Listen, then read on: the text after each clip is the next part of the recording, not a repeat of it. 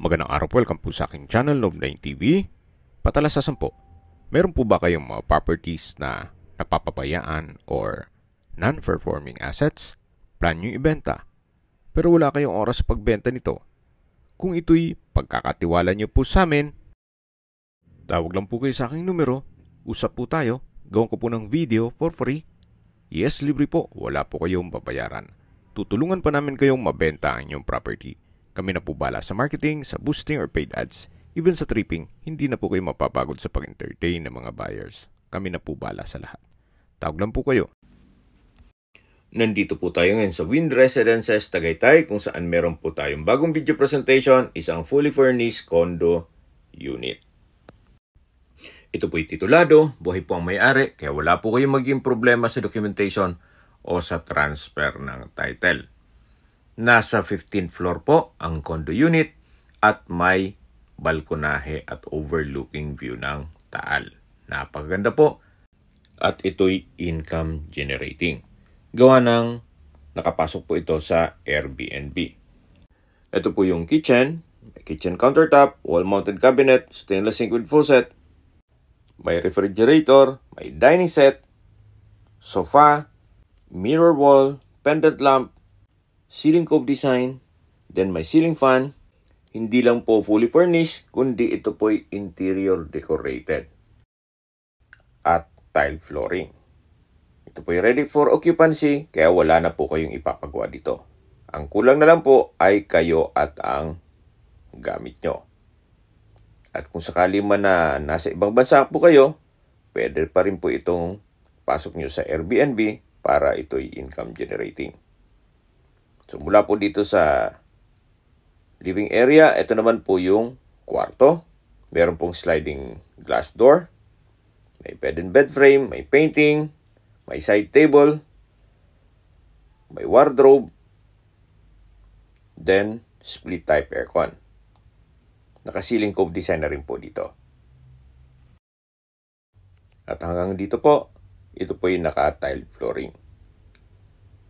Punta po tayo dito sa balkonahe, kung saan napakaganda po ng view. Meron po ditong coffee table. Yan po, tunghayin nyo po itong napagandang tanawin. Yan po yung Taal Lake, then Taal Volcano. Napakatahimik po ng lugar, sariwang hangin, at malamig po ang klima. Marami po kayong magiging guest dito kasi po in demand itong mga condo unit na facing Taal. At mula po dito matatanaw natin ang mga restaurants at coffee shop sa baba nito. Tunghayin nyo po ulit bago tayo bumalik sa loob. Napaganda po, very relaxing tong view.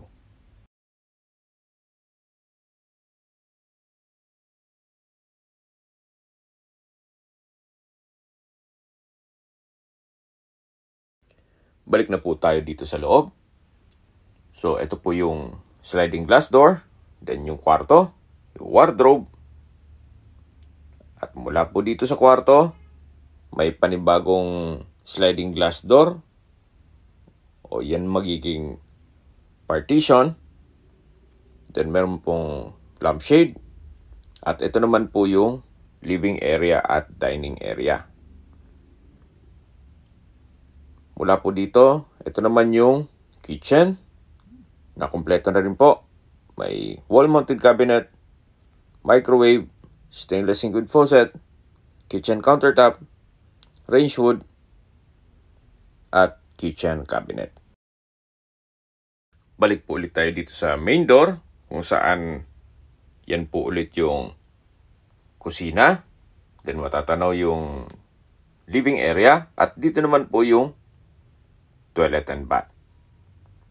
Ito pong toilet and bath ay maayos naman ng mga toilet fixtures.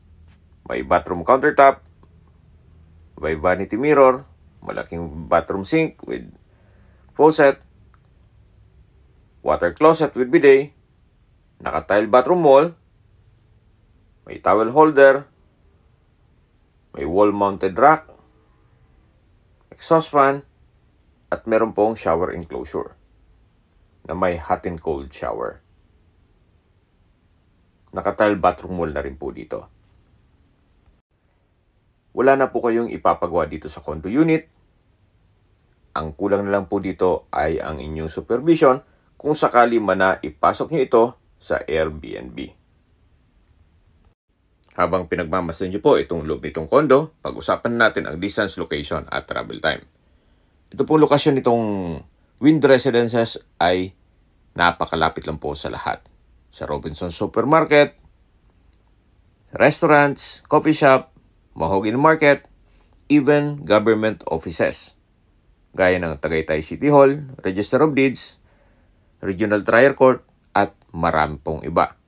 Malapit din po ito sa Sky Ranch, Scala, at City College of Tagaytay.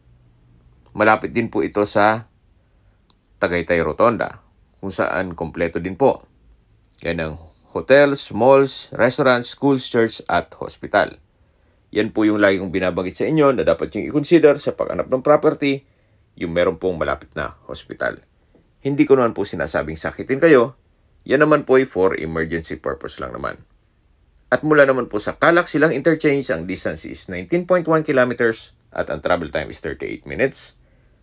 Ang Calac po ay connecting SLEX o South Luzon Expressway, Skyway, all the way to North Luzon Expressway at ibang parte ng Metro Manila.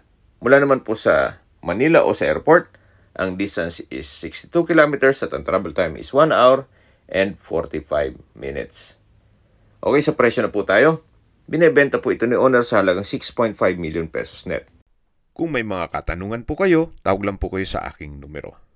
Sa mga kababayan naman natin nasa ibang bansa, meron po akong WhatsApp, Viber, at Telegram. Same number lang po, 0917-316-3399.